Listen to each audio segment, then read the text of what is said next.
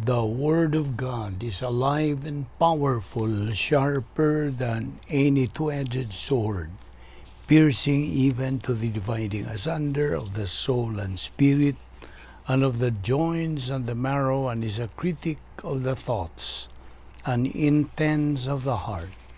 All Scripture is God-breathed, and is profitable for doctrine, for reproof, for correction, for instruction in righteousness, that the man of God might be mature, thoroughly furnished unto all good works. Study to show thyself approved unto God, a workman that needeth not to be ashamed, rightly dividing the word of truth.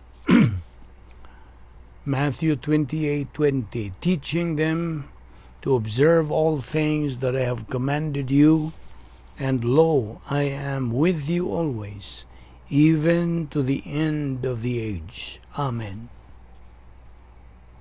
Psalm 31:7, I will be glad and rejoice in your mercy, for you have considered my trouble. You have known my soul in adversities.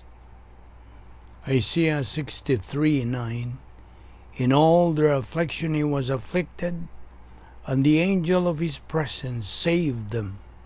In his love and in his pity I redeemed them, and he bore them and carried them all the days of old. Nahum 1:7, the Lord is good, a stronghold in the day of trouble, and he knows those who trust in him. Psalm 112:4, unto the upright there arises light in the darkness. He is gracious and full of compassion and righteous. John 16:22, therefore you now have sorrow, but I will see you again, and your heart will rejoice, and your joy no one will take from you.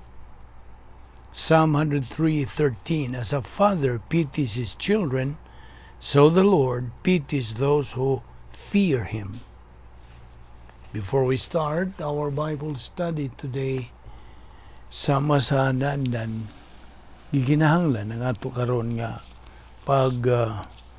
susi, pagsuta sa atong tagsa-tagsa kakalag kung anapa pa kita mga salang na tinier o nahibilin, kay kung kini dili nato isugid nato sa tubangan sa Dios, kini mahimo lamang makabalda, mahimong babag sa atong pagtuon sa pulong sa Dios.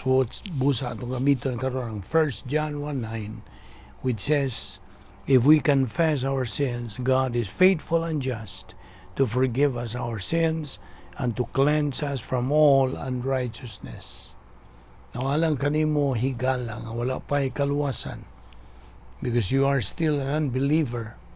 The issue you are facing is using your free will so you can make the most important decision that you can make in your life, the decision to believe in Christ as Lord and Savior. Therefore, let us pray.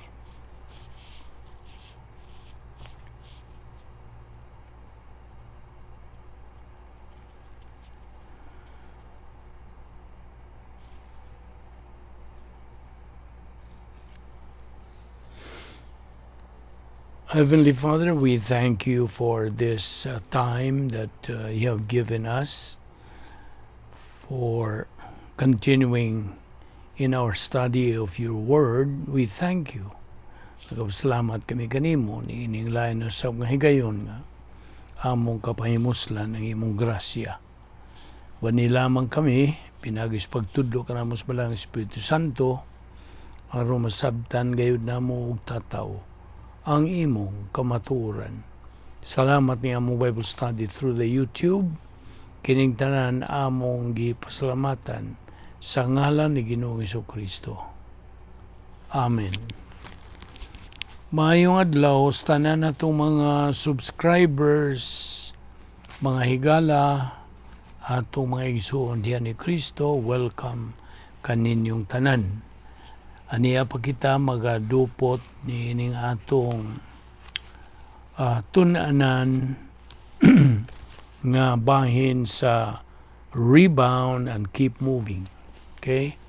So, by next week, probably we can finish this study of rebound and keep moving. Okay. Karon, padayon ta, og diin kita muhunong, dito kita muhunong sa bahin sa kinabuhing David. Okay? Now, we have already took up the very things that gihimo ni David, although he was a giant believer at that time or of his time. Si David higanti nga pagka magtotoo, of course, apan higanti po siyang pagkaunod nun, karnal. Now, ingon nga monarka, as a monarch, kadto si David may kapangakuhan sa pagdumala sa iyang mga trupa dito sa kapatagan. Ang Espiritu Santo mabinantayon sa paghatag o pagpahimutang ni ining puntuha. Ang panahon nga mo ipanulong sa mga hari aron pagpakigubat. Ang kabubuton sa Dios alang kang David, mao ang iyang pagpangu sa iyang mga kasundaluhan dito sa Raba. Now, inay siya mutuman niini. Iya hinong gipada si Huab, ang iyang hipi sa estado, chief of staff, ug ang iyang mga ulipon. Si David kaniadto mo'y nangu sa matag kampanya militar. Apan karon nagpabilin si David dito sa Jerusalem. Ang iyang pagkapakyas sa pagtuman sa iyang mga katungdanan mao'y nakapagawas kaniya gikan sa geografiya o geography nga kabubuton sa Dios o sa iyang pagkaunod nun. Si David usa nakahamtong espirituhanon nga nahigawas sa paghigamitay. Sa iya karong pagkaanaa sa sayop nga dapit, nagantubang si David og pagtintal diin siya labihan sa pagkadaling madutlan. Si David nakasinati na og daghang mga talagsaong kaisog. Iyang gipakita ang usa ka dili kasagarang kaisog bato kang Goliath, ang iyang masilakon nga pagpangu sa nasod, ang iyang timos nga pagpaubos ngadto sa Dios. Apan kadtong maong mga kalig-o niya nasanta sa pagkaunod nun, karnal. Ang iyang kaluya, bahin, og mga babae mo'y nakaingon sa iyang pagkapukan. Okay? That was his weakness. Segundo Samuel 11 versikulo 2 nagkanayon. Usa ka hapon niya na tapos mobangon si David sa iyang higdaanan, mipasupaso siya sa atop sa iyang palasyo. Unya nakita niya ang usa ka babae nga gwapa kaayo nga naligo. Si David, juta rag buluhaton palibot sa Jerusalem, sanglit ang iyang katungdanan, mauman ang iyang pagpakiguban sa iyang kasandaluhan dito sa Raba. Dayag na lang nga natuog siya hapit na gani sa tibok adlaw. Siyang pagatuog. Pagmata niya sa talihapon, gibati niya ang kalaay. Ug mao nga mipasupaso siya sa hardin sa palasyo. Nagapasiyo siya dito. Ug niyadtong tungora, niyadtong karaang panahon, ang ilang mga hardin wa may butang si yuta kundi sa atop.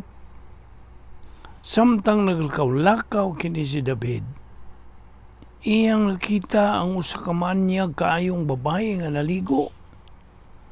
Gilayon si David wa na batia kalaay. Ang iyang nakitang talanawon alang kaniya mas makapaukyab pa kaysa iyang hardin. Kung si David diha pas suod sa pagkikambitay sa pagkakita niya sa maong makabibihag ng babae, makasukol unta siya sa maong tentasyon. Total, di na siya tulo ka asawa o mga napo ka ipon-ipon. Ang pagkakita niya itong makapahanganghang nga babae, di naman kadto sa katalagsaong hitabo siyang kinabuhi. Apan si David nahigawa sa pagkikambitay, out of fellowship. Being kanang bisag kinsang magtutuon tingali nga nahigawa sa pagkikambitay, mubati ra bagyod ug pagkadili mabangbang ang tentasyon. Ilabi na sa mga butang, diin siya may pagkahuyang, area of weakness. Kung ang imong kahuyang o kaluyahon mao ang pangabubho, pagkalagot, kasina, pagpanglibak o pagpangdaot sa uban, mas lisod ra bagyod ang pagbuntog sa maong tentasyon niining mga bahina. Kining naasong matahom nga babae, midani sa kaluyahon ni David. Na, kita nimo? Usa ka butang ang pagtintal sa imong dapit o bahin nga maluyahon kung naa ka sa pagkikambitay. Lain usab nga butang ang pagtintal sa bahin mong maluyahon kung nagawas ka sa pagkikambitay o nga tingali hingpit kini siyang pagkalaing butang. Diha sa 2 Samuel 11:3, og nagpakisusi sa David may tungod sa babae. May miingon kaniya, dili ba si Batseba mangana ang anak ni Eliam, asawa ni Urias nga Hitihanon? Busa, misugo kini si David sa iyang mga luyo-luyo sa pagpakisusi kung kinsa kining babayhana. Ilang nakaplagan nga asawa siya sa usas mga komander ni David. Si Urias, dili sama ni David didto pa kadto sa dapit nga kinahanglang atuwa siya didto sa Raba uban sa kasundaluhan sa Israel. 2 Samuel 11:4-5. Gipakuha ni David ang babae ug miadto siya kang David ug nakigdulog si David kaniya. Niining higayuna, si Batseba naghinlo sa iyang kaugalingon, sumala sa balaod, kay bag-o pa siyang giundangan sa regla. Unya, mipauli siya sa iyang balay, ug nanamkon siya, ug iyang giingnan si David, nagsabak ako. Now, nakakitag paagi si David sa pagwagtang sa iyang kalaay, ang pagpanapaw. Kung si David usa pa ka Kristohanon karong panahon, ang pipila sa iyang mga higala mo ingon gyud siguro nga si David dili gyud Kristohanon. Sayop gyud sila. Si David luwas ug atuan na siya karon sa langit. Usa lang siya sa mga magtutuo kinsa buot lang gyud musod sa litag sa pagkaunod karnal. Nabalhin lang gyud ang iyang mga sala sa una-una ngadto sa pagpakasalas buhat. Ang magtutuo nga nahigawas sa pagkikambitay makahimos pagbuhat ng mga sala ingon kasalawayon sa usa ka dili magtutuo. Wa kini magpasabot nga si David mas grabe pa sa mga dili magtutuo. Ang Balaang Kasulatan wala mo pahimutang sa pagpanapaw nga mas talamayon kaysa ubang mga sala. Ang mga salas dila, ang pagdaot og dungog, kini sila nagaguba usab og daghang mga tao.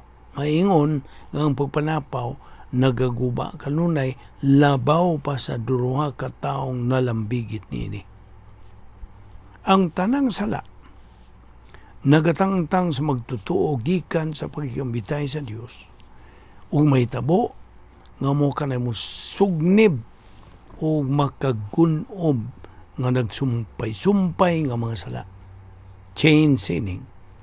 Si David paingon na untas pagsugod o buhat sa nagsumpay-sumpay nga mga sala nga mauuntay mo hapak sa kinabtibuk-an niyang gingharian. Now, diha sa segundo Samuel 11:6 ngadto 7. Busaging na ni David si Huwab, paariya kanako sa Urias ang Hitianon. O gipadala ni Huwab si Urias ngadto kang David. Sa pagatubang ni Urias kang David, gipangutana siya bahin kang Huwab ug sa mga sundalo ug bahin sa gubat. Sa diyang gipangutana niya si Urias, si David nagpaaron ingnon nga nabalaka siya sa kahimtang sa natad pangubatan.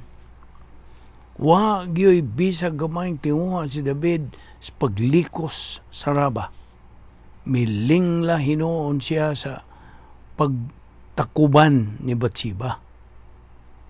Si David may tukod-tukod ug usa ka inabtik nga pagbaniubra aron sa pagdani kang Urias sa pag-uli sa ilang pinuyanan o sa pagpakiguban sa iyang asawa kay iyang gipanginaot nga makaikyas siyang pasangil sa iyang pagsabak.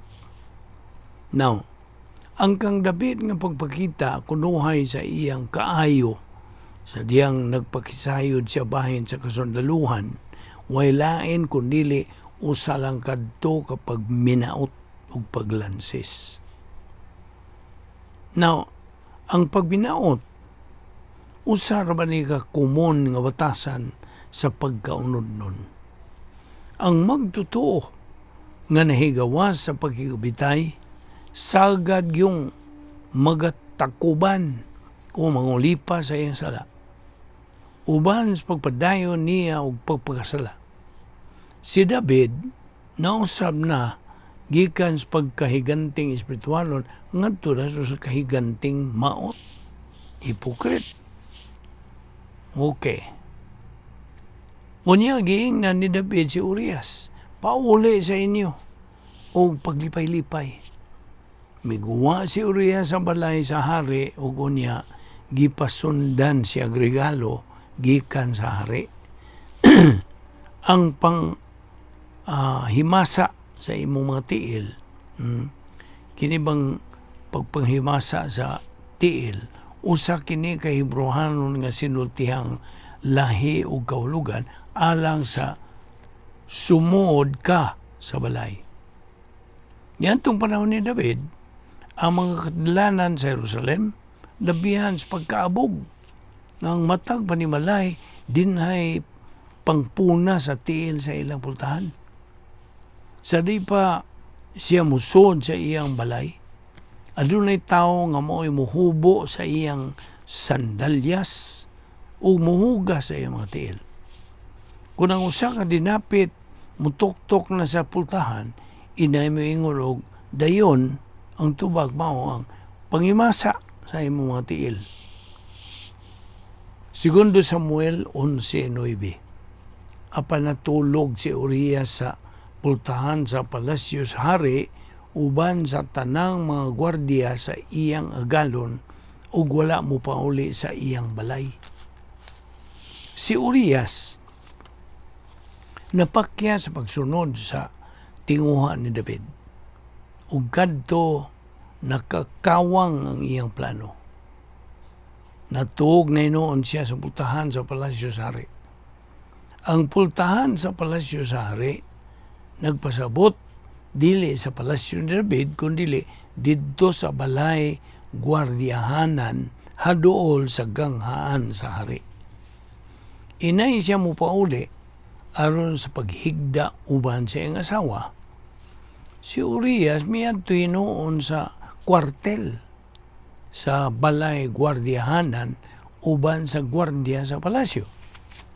Si Urias usa ka kasaligang sundao nga dili makaako sa pagpahimos sa kalipayon sa balay samtang didto ang kasundaluhan sa kapatagan. Now, diya sa 2 Samuel 11:10-11. Sa pagkasulti nila kang David nga si Urias wala mo pa uli sa ila, giingnan ni David si Urias, dili ba gikan ka man nga nagbiyahe? Anong wa ka man mo pa uli sa inyo? Ingon si Urias kang David, ang katawhan sa Israel ug sa Huda ang tuwa sa panggumatan ug dala nila ang sudlanan sa kasabutan ug ang pangu nga si Huab ug ang iyang mga sundalo atua magkampo sa kapatagan. Moadto ba day ako sa akong balay aron pagkaon ug pag-inom ug makigdog sa akong asawa? Ipanumpa ko kanimo nga dili ko gayod kini buhaton. No, may kupoy tingaling katos David sa pagkadungog niya atong tubaga. Sa tibuok niyang kinabuhi, nagpakita katos David og usa ka talagsaong kapangakuhan ang pagka makilungsod nun og kahangawan ni Urias ngadto sa iyang kasundaluhan haya nakapukaw tanlag ni David. Samtang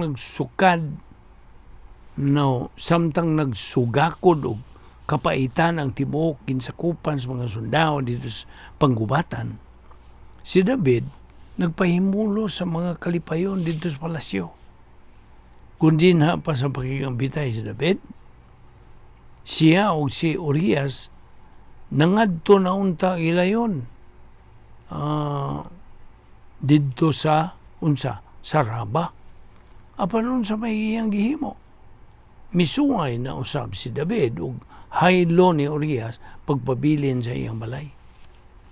Segundo si Samuel 11:12-13. Unya giingnan ni David si Urias, dinhi ka lang una karong adlaw ug palakton ko ikaw ugma.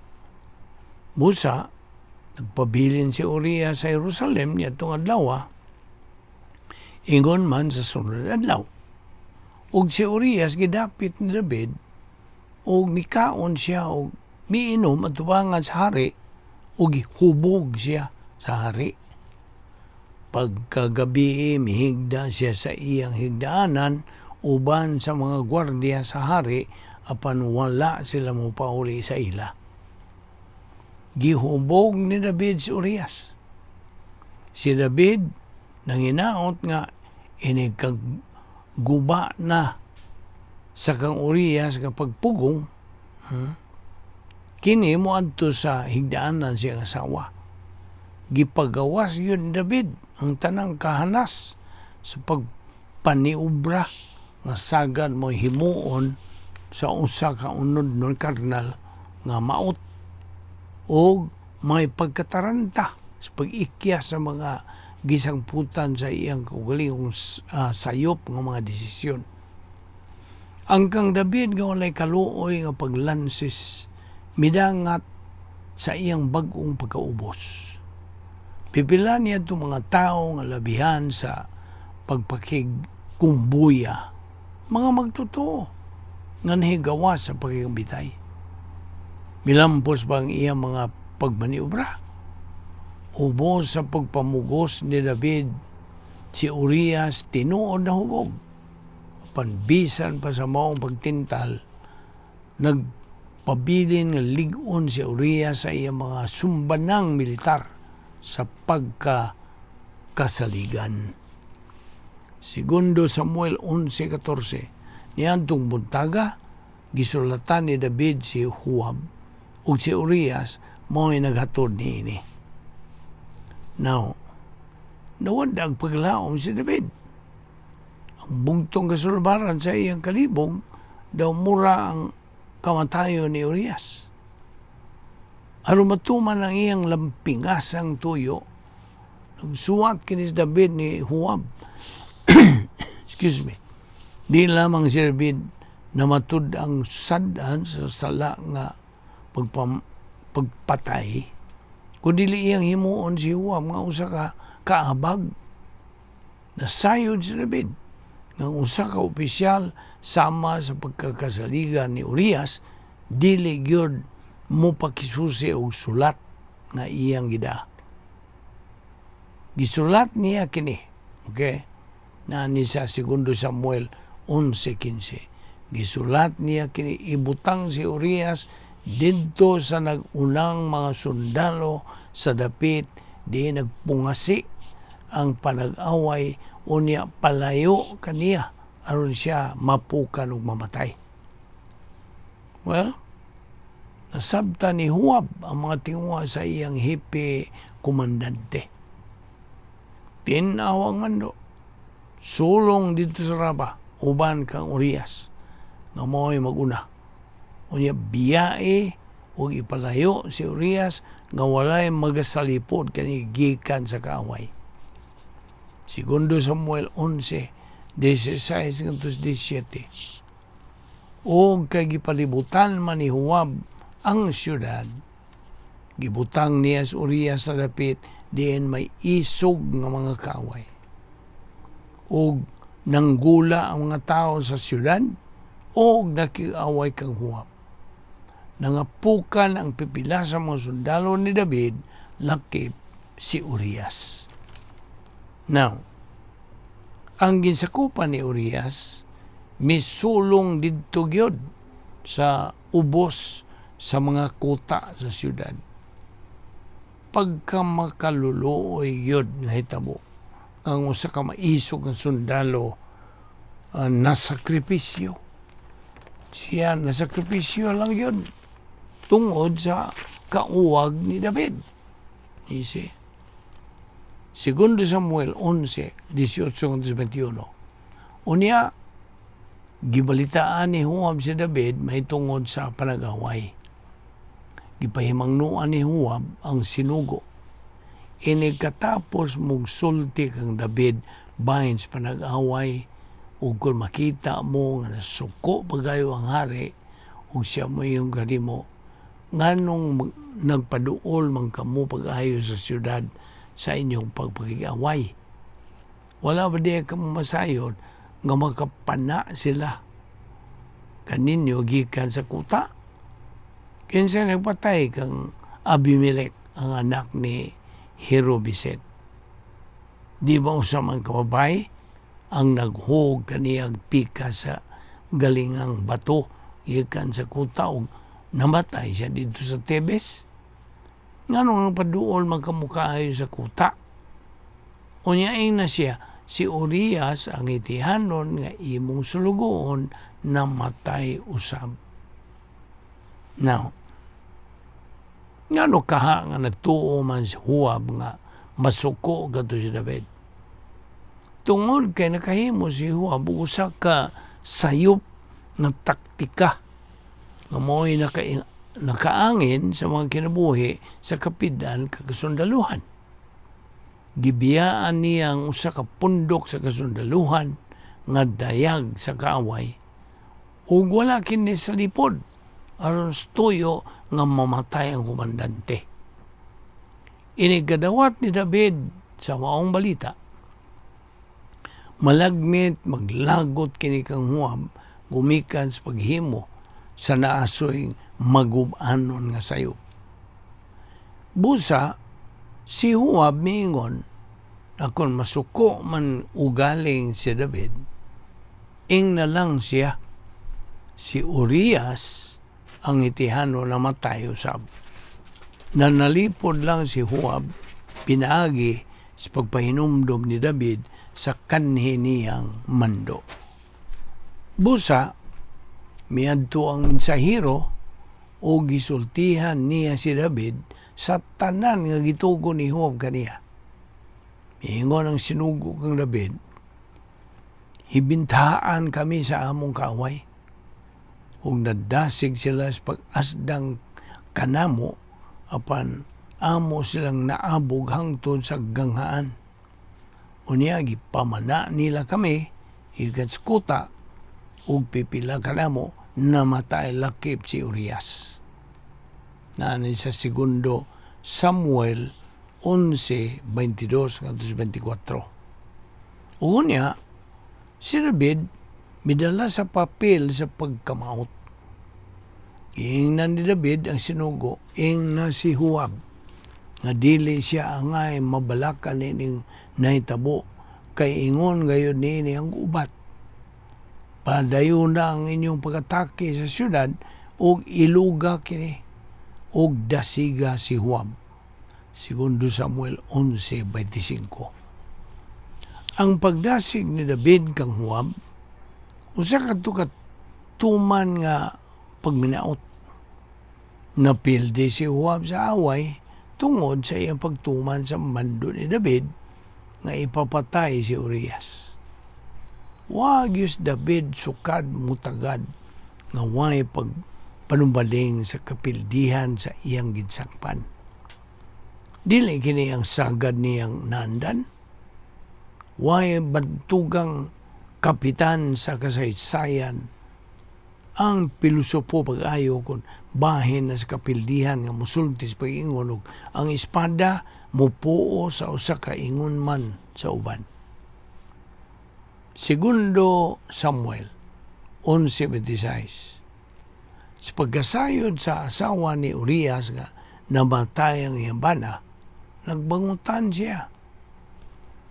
Ang pagkaunod nun, being carnal ni David, kadto nakahatag og kasubo og kamingaw ni Batseba kinsa sa dayag nagahigugma siyang bana og nagbangutan kaniya. Ang mga salas usa ka magtotoo sa kanunay magalambigit og makaspasakit sa uban. Segundo Samuel 11:27. Og sa pagkatapos sa pagbangutan, gipakuha ni David si Batseba o gipangasawa niya og nanganak siyang batang lalaki. Apan ang Ginoo wala may muot sa gibuhat ni David. Walay magtotoo nga mahimong mananaog kung nahigawas siya sa pagkikambitay o nahigawas sa plano sa Dios. Apil na si David, niya na. Wala gyud bisag kausan yatong tawgon tag Operation Batseba, musugid si David sa iyang mga sala. Tako siya sa unang kung unsay iyang gihatag ni David. Apan human sa kinatibukan sa maong hitabo, gipabuhi pagyud kadto si David. Ang Dios may plano pagyud sa iyang kinabuhi. Apan dinha pa si David musugid human sa iyang pag-agi ug masakit ug grabing pisikal ug emosyonal nga matang sa Dios nung pagpanton. Disiplina. Gidisiplina na si David. Nan mahimo na niya sa pagpadayon sa pagkahamtong ingon nga magtotoo, human siya mo hingalan mo sugid sa iyang mga sala. Salmo 38:1-2. Ang ayan o takos bagyod kini, o Ginoo, ayaw ko badlunga diha sa imong kasuko. Ayaw ako siluti diha sa imong kapungot. Mitaroy ka nako ang imong udyong o giduot mo ako. Ato ni padayon ugma. Og ato kining tapuson ugma og lain na usab ang atong paghisgutan. Okay? Ani ay atong ipahibaw kaninyo. Ni ay anunsyo nga kung ipahibaw sa atong mga subscribers paminaw. Pahibawon ko kamo nga dunay mga kausaban sa atong YouTube Bible Ministry format so good sa sunod semana. Well, of course, dili man ni kay abrupt nga transition. Napay atong mga kausaban gidagmay. Kaya nga atong bag-ong format is going to be our Bible study in the English language. So, in English na, as per request sa pipila sa atong mga ministry subscribers for the main purpose of catering and disseminating the Word of God to the whole world, especially ministering to people who only can understand the English language. So magpadayon kita sa alagad sa kaliwatan sa tao.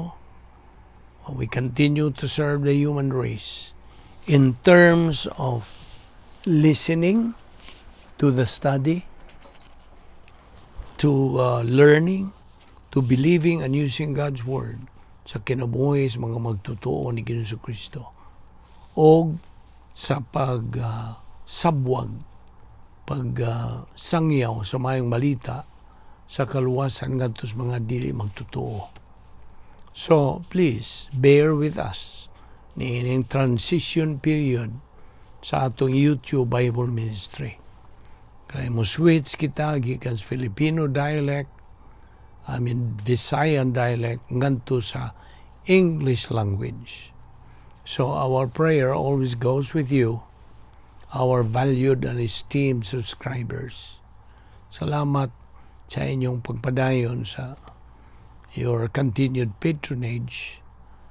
May we grow in grace and knowledge sa atong Ginoong Kristo together, samtang kita hinamhinam sa pagpaabot sa rapture sa simbahan. Magampo ta. Amahan na mong langit no, nagapasalamat kami kanimo ni ining grasya nga mong ipahimoslan. Salamat sa imong pagkamatinumanon sa imong mga saan.